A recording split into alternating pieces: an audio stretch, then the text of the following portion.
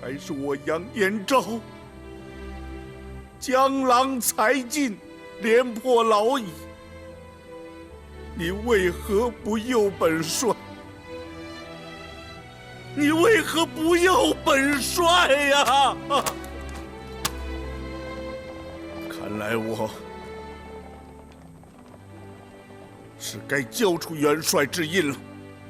元帅，您身经百战，经验丰富，如今只是受了些小挫，千万不能灰心丧气啊！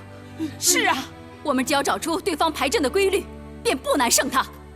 不然，对手博弈，自知对方实力不能胜比，而勉强为之，乃为不明智。元帅，萧天佐只是偶然胜出，他要是和你拼实力的话，根本就不是您的对手。萧天佐这个老对手，下了苦功来研究我的战术，对我宋军的用兵之道已是了然于胸。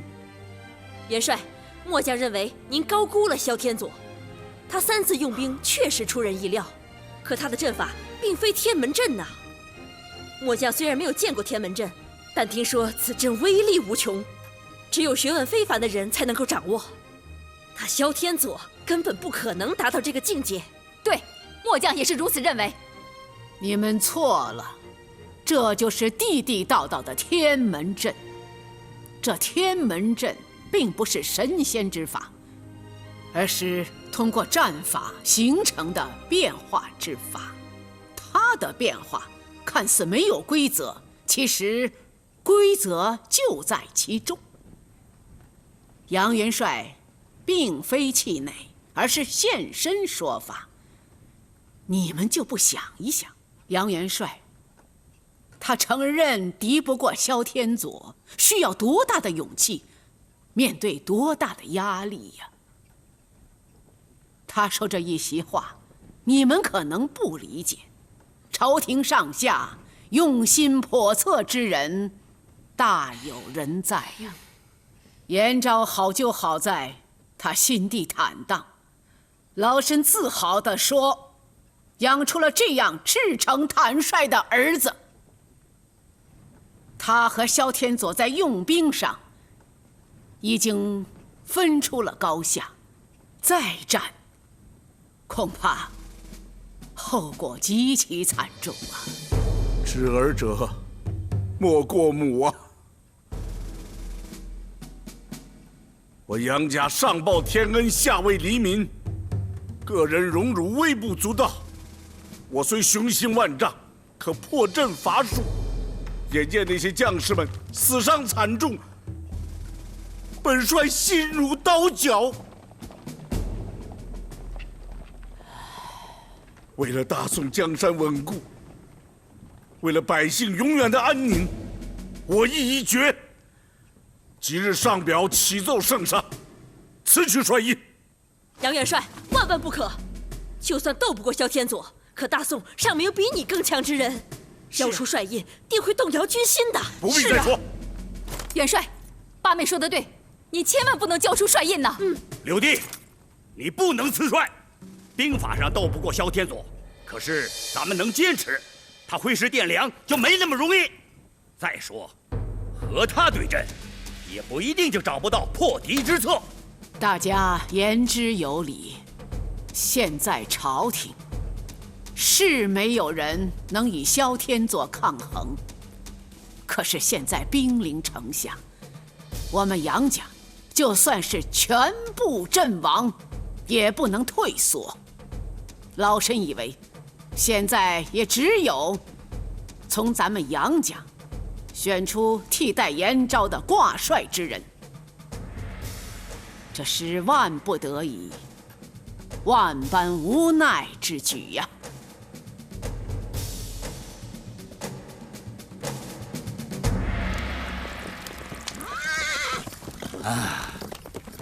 这3仗让我们看到了美好的前景。过去本帅不敢妄言，可是通过这3次交战，我充满了信心。他们可能会想出对策，可那对策也离不开老套路。是啊，是啊。只要咱们攻破三关，挥师南下，就势如破竹。元帅，我们大败宋军，明天即可攻城啊！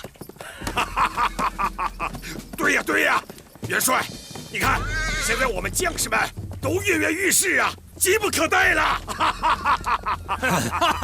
先不忙着攻城，先调养几日。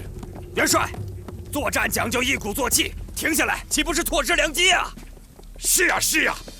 哎呀，哎，本帅与杨彦昭博弈，其实高低已心知肚明。哎，现在他很为难，再战他会输得一败涂地，不战他也会自乱。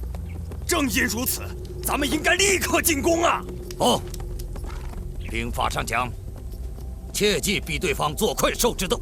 当年韩信把楚军逼到河边，向后撤了数里。如果我们现在进攻，宋军肯定会奋力拼杀，背水一战，这样我们的损失也会很惨重。那元帅，你意如何？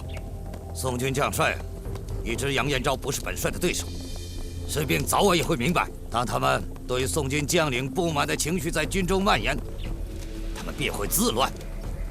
那时候我们再攻城，他们就没有能力抵抗了。咱们都是久经沙场之人，3战皆败，军心大损。此时，如果能选出一个灵活应变之人挂帅，破辽才有希望。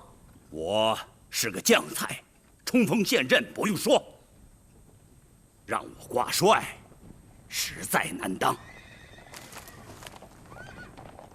副帅，要不让孩儿挂帅？萧天佐对孩儿不甚了解，说不定能够出奇制胜。我孙儿勇气可嘉，可是你用兵还太循规蹈矩，而且变化不大。萧天佐既然能够研究透你爹的战术，对你用兵也会做出推测和判断。您太小看孙儿了，孙儿一战，定能让您老服气。奶奶不否认孙儿已可能一战即胜，可是对萧天佐，你是忽略不得，否则你不可能成为一名常胜将军。可是奶奶，娘说的对啊，你用兵受奶奶和父帅的影响颇深，难脱其咎啊。这么说，咱大宋真找不出预辽之人了？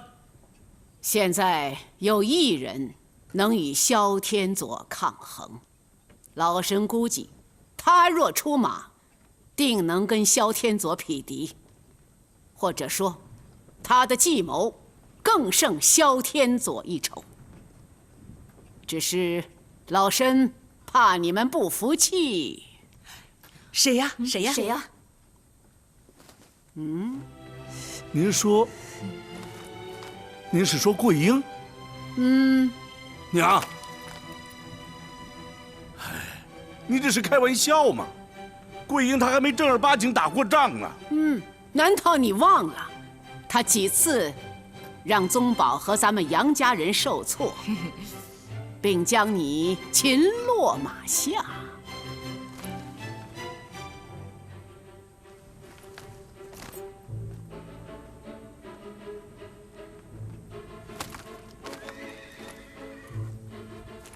桂英，在。都说你厉害，伯父还没和你交过手呢。他要挂帅，我杨五郎第一个就不服。不服？你可以和桂英较量较量。我想敌不过10个回合，你便会心悦诚服。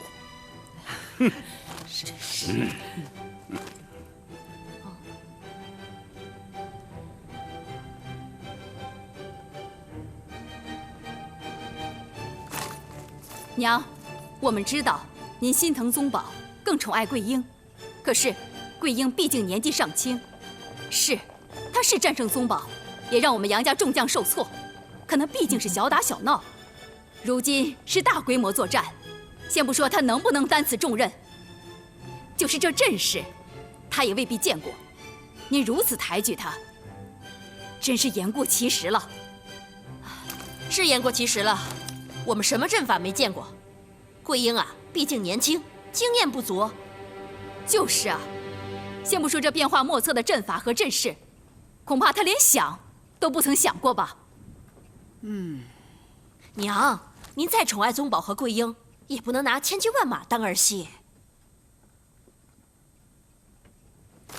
娘，儿媳一向崇拜您，可这次儿媳对您的意见却不敢苟同。儿媳不在乎谁当元帅，在乎的是千军万马和大宋江山的命运。我同意大嫂的意见，选帅要选出有经验和德高望重之人。是这个桂英虽然极聪明，可是她的经验和在军中的影响都不如我们啊。对呀，是啊。既然你们不服，那你们不妨跟桂英较量较量再说呀。较量就较量。孙媳不敢造次。大战当前，何为不敢造次？杨家不能御敌，已经愧对圣上和天下百姓了。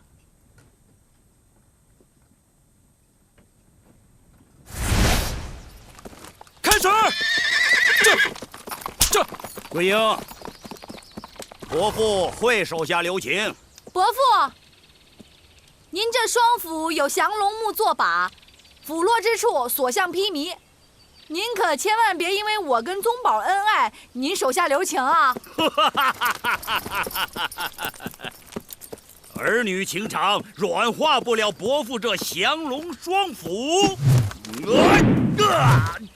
伯父，您尽管来吧。穆桂英是打不还手，骂不还口。这是比武，不是比嘴，快使出你的招法！那您可小心您手中的双斧。双斧正在伯父手上。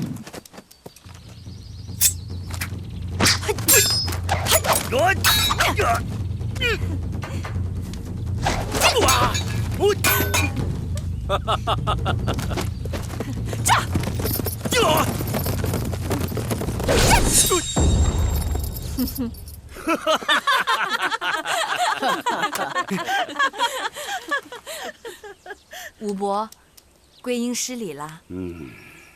你这个丫头，太鬼了！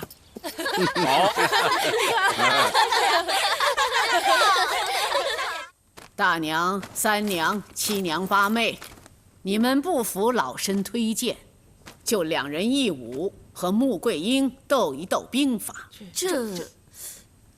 老太君不公，挂帅只需1人，为何我们要2人1武，与之比试？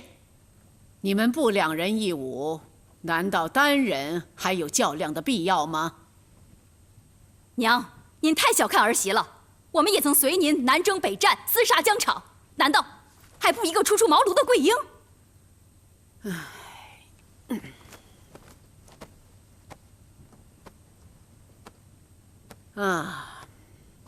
你们用兵比不上五郎吧？五郎都没有战过桂英，你们单人胜负不是显而易见吗？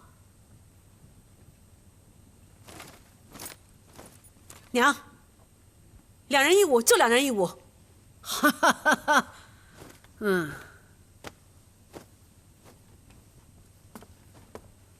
好，老身出题，你们布阵。萧天佐对我们摆下了天门阵，天门阵之深奥，人所共知。我们就以破天门阵为题，你们和穆桂英斗法。老身规定，1勇顶100，10勇顶1000，重在布阵。大娘、三娘、七娘八妹，在。你们用过去所学的阵法布阵，变化随心所欲，可用单阵，也可用双阵。不管怎样，以难倒桂英为旨。儿媳得令。穆桂英，在。你率宗保前去，兵法任用，重在破阵。孙袭得令。你们马上推演，准备布阵。是太君，末将也想学习兵法。好啊，那你就先跟随桂英和宗保，然后再跟随七娘和八妹。遵命。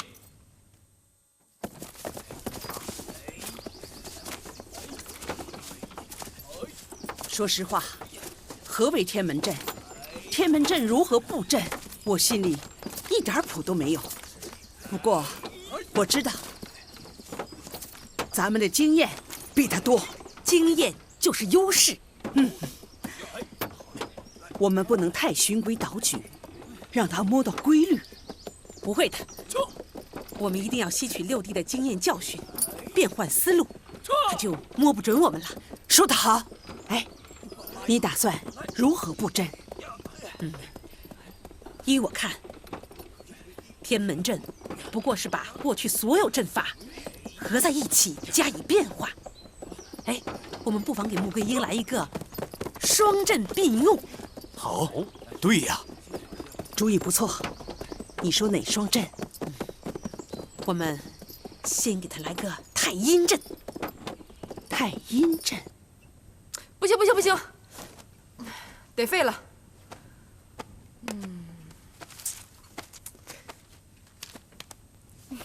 接着记。我第一回合先……你怎么了？这儿痒。什么痒痒的呀？哪儿？痒。啊！天窗！赶紧卸甲。少将军，我都痒了一天了。千万不能挠啊！不挠痒啊！你可千万不能挠，听我的话，听见没有？哎，好，慢点。给我。这是我在木刻寨啊自己研制的百消丹，外消痤疮，内解百毒，可神着呢。你还会这个呢？有点疼啊，你可忍着点啊，别用手碰啊。别动，弄完了千万别捂着，你知道吗？桂英啊，这敞着呀，好得快。你听我说，这个三娘虽然不如大娘大度，可是呢，比她聪明，在排兵布阵上，往往是出其不意，你可得多提防。知道了。你呢，脑子清醒，还懂得一些兵法，但是像这样大规模的排兵布阵，你知晓多少？我爹那可是北汉的名将呢，而且我从小在军营里长大的，我懂得多少？岳父大人虽然是一代名将，可是他没有跟辽军交过战，恐怕有些阵法都不实用。我们小姐学过《孙子兵法》，通晓36计，还跟山谷道人学过五行八卦呢。哟，你还学过道家学说呢？哟，我还学过道家学说呢。切，哎呀，我那个时候就是觉得呀好玩儿，可是越学呢，我就越觉得有意思、有道理。哎，那你赶紧跟我说说，这道家学说最主要的是什么？其实啊，就是变化。变化。哎，你知道那个阴阳太极图是什么意思吗？我知道一点，但是我不是很明白。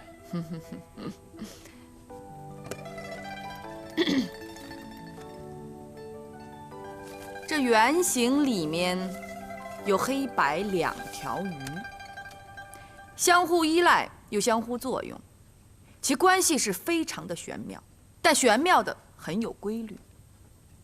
谁要是先掌握了这个规律啊，谁就先掌握了主动。明白了吗？行了，我知道，我跟你说，你肯定不明白，你就回来看着我跟大娘、三娘怎么对阵，你就明白了。哎，别挠，再挠打手了啊！来，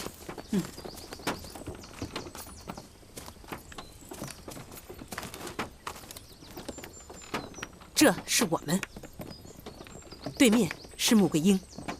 所谓太阴阵，就是道士的呼风唤雨之法，利用黑云密布之时，大风向对方猛烈地吹去，我们就凭借风势和黑云的气势，向对方逼压，对方会感到恐惧。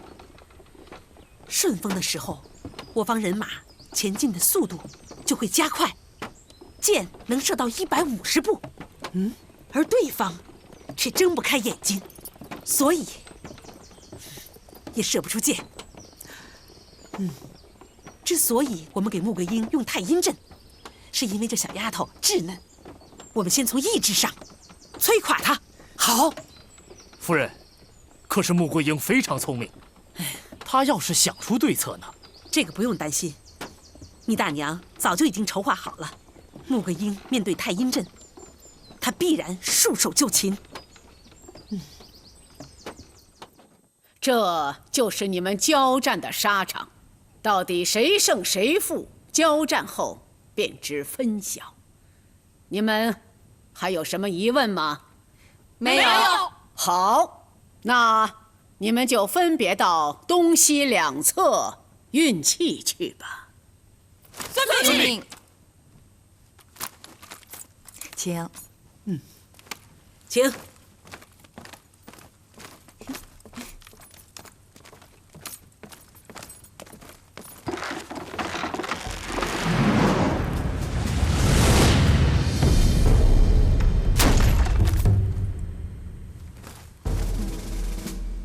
布下太阴阵，学。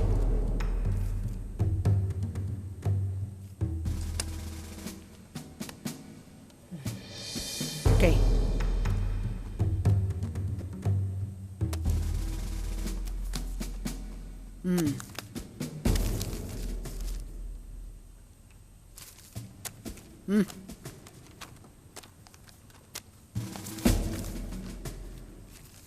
太阴阵，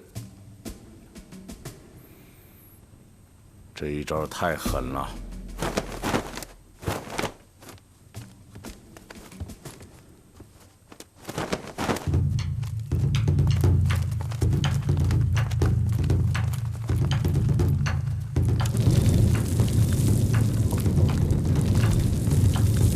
上来就用雷霆万钧之势攻击，这刚出山的小丫头肯定被吓毛了，别说交战了。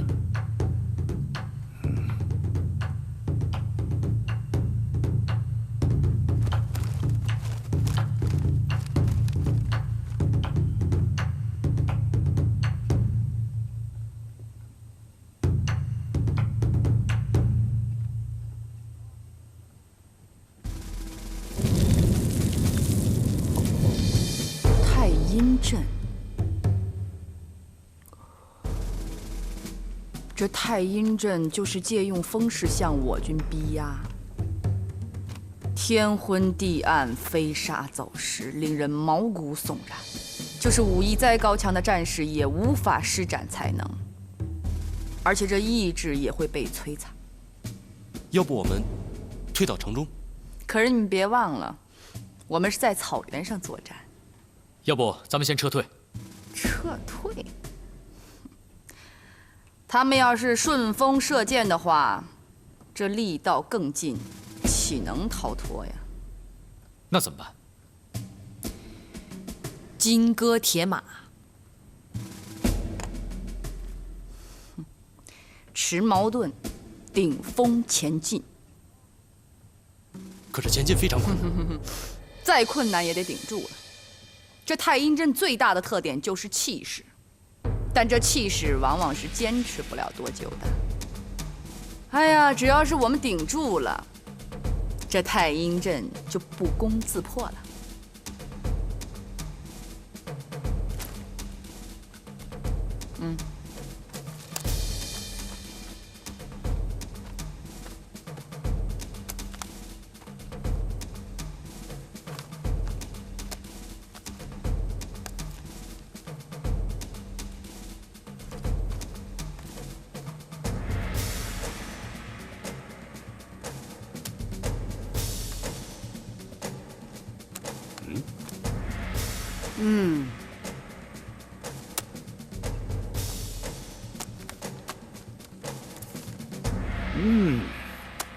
这小丫头脑子还真好使。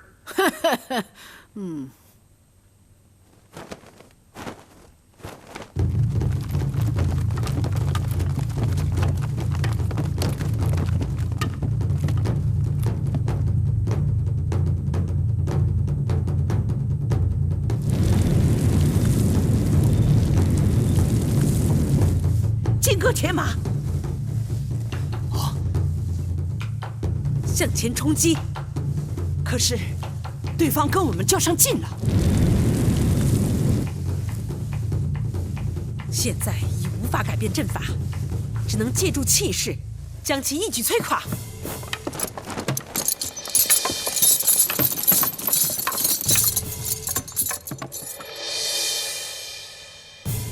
迅速向前挺进，从中间撕破个口子。呵呵，这样对方的气势可就没了。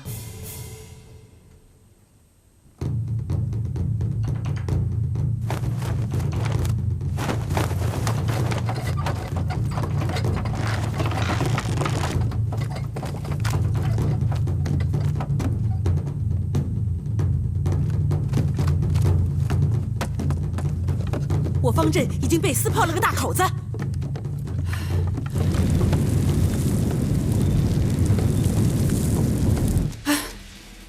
马上顶住！末将认为，先率3000人马前去厮杀。末将觉得也是。与之厮杀，我方的优势就不存在了。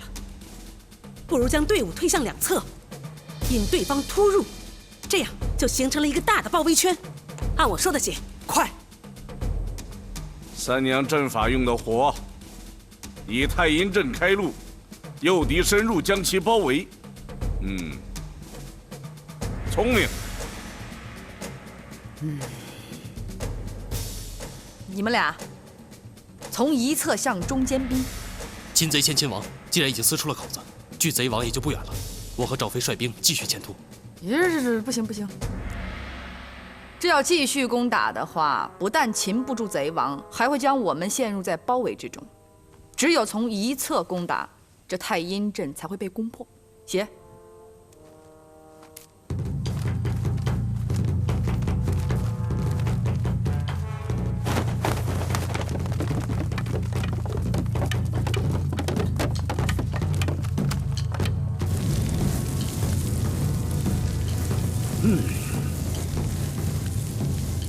你看桂英他们怎么不攻击对方首领？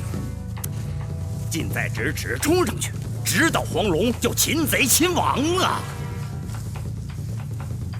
桂英毕竟是女流之辈呀，她的胆量没有咱们爷们儿大。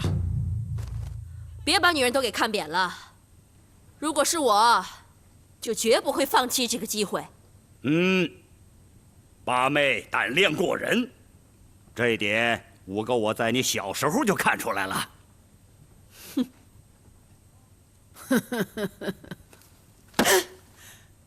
对方从侧翼进攻，把我们的队伍断成了2截，而且正对我们进行分割包围。除此之外，还绕到我们后方迂回，其意图就是要切断我们的退路。要不，我们马上撤退。不能撤退，一退势必大乱，而且自相践踏。现在唯一能用的是原地和对方搏杀。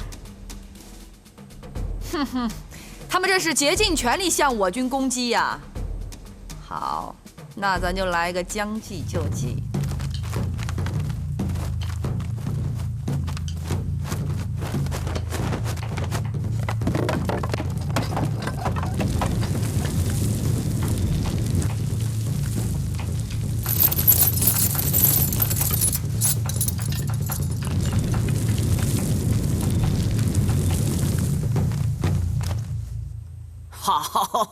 好啊！娘，这是什么阵法？这是太阴阵和地陷阵的合用啊！三娘可谓用心良苦。可是穆桂英，她是借劲打劲，避其锋芒，瞬时将他们诓入坑中。可了不得呀！哈哈哈哈哈哈！木果，比赛都结束了，怎么还不击锣？计时结束。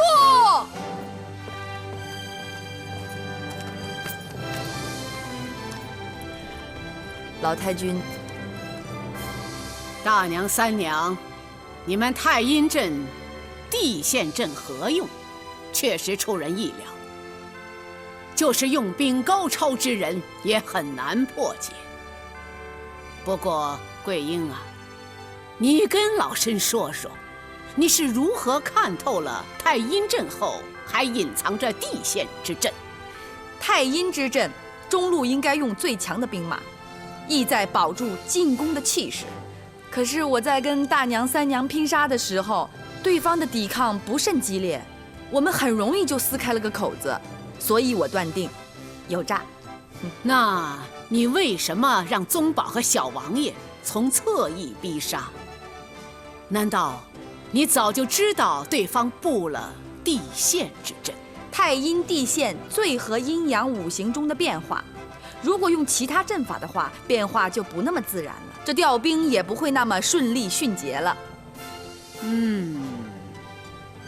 现在你们二人不再认为桂英是个初出茅庐的、没见过世面的小丫头了吧？啊！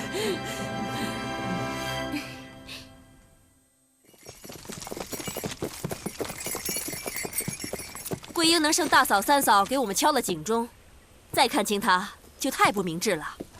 是啊。哎，小王爷，你和桂英打过不少交道，你给我们说说她的特点。特点？不按常规出牌。对，这个特点主要表现在她对战术的判断和反应上。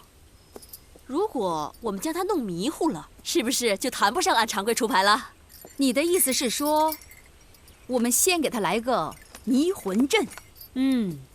迷魂阵怎么个迷魂阵？迷魂阵就是用变幻莫测的战术，使对手眼花缭乱，然后就趁其不备，再用别的阵法攻击对方。迷魂阵之后，我们再来什么阵呢？朱雀阵。好，不是，等会儿，怎么又是朱雀阵了？朱雀阵就像孔雀开屏，弓箭手登上支架，对敌万箭齐发。你知道吗？当年萧天佐的哥哥萧天佑就是用这一阵，使我军受到重创，伤亡惨重。哎呀，至今记忆犹新呐。那萧天佐会不会对我们也用这一阵法呢？既然萧天佐创出了这个天门阵，朱雀阵他一定会用的，而且会将此阵发挥到极致，其威力可想而知啊！现在我们先不管萧天佐，主要是对付穆桂英。哎，你说七娘跟姑姑，他俩会以谁为主啊？肯定是姑姑。我也这么认为。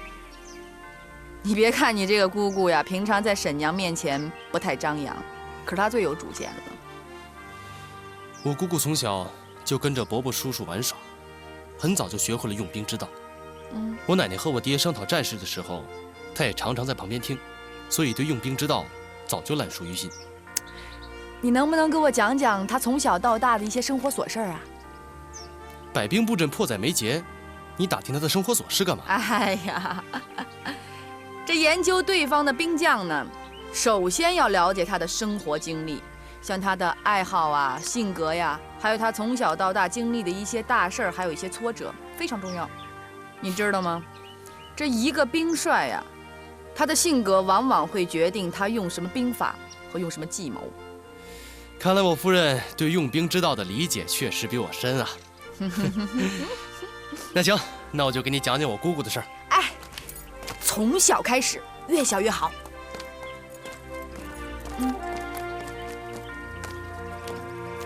明天就要和七娘和姑姑对阵了，你用什么阵法？到现在还没有告诉我呢。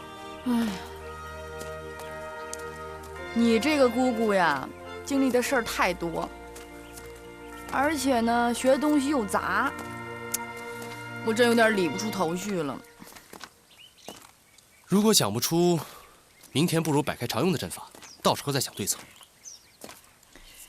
你是说不得已而为之之计呀？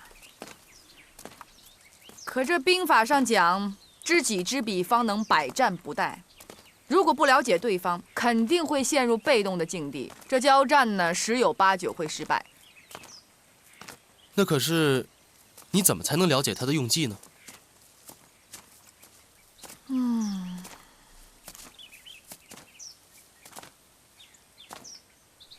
哎，你今天晚上到奶奶那儿吃饭吧？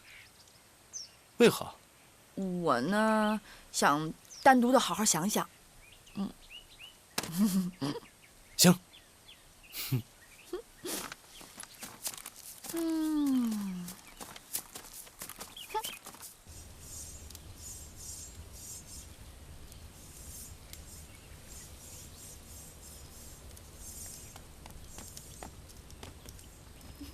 小王爷，还没吃饭吧？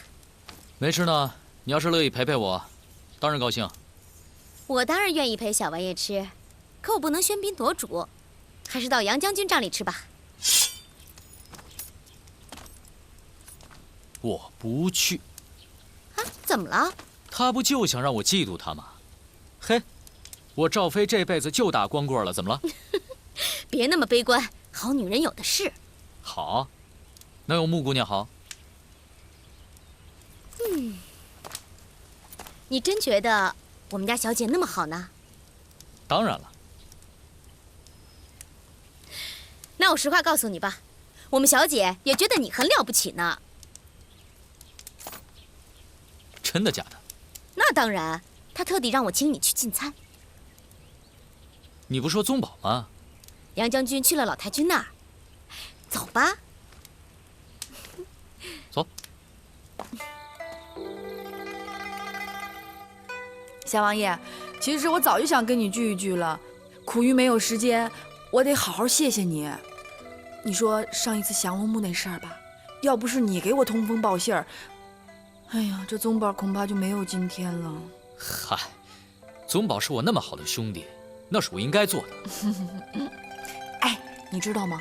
桂英一直有个遗憾。我也有个遗憾。你说我爹怎么搞的呀？他怎么不给我生个妹妹呀？他要是给我生个妹妹啊，我指定让她嫁给你。来，你妹妹就算是个天仙，我也看不上她。啊？我跟你说吧，我就是喜欢你。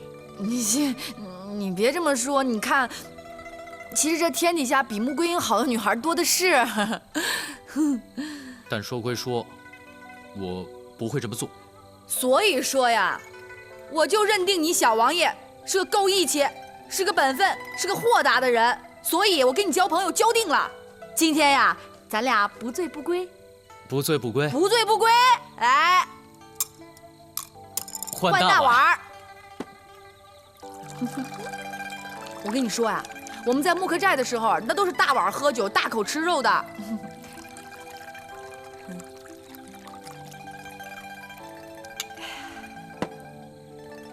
小王爷，穆桂英，谢谢您了。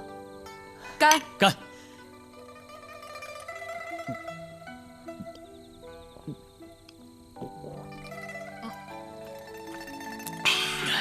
干了吗？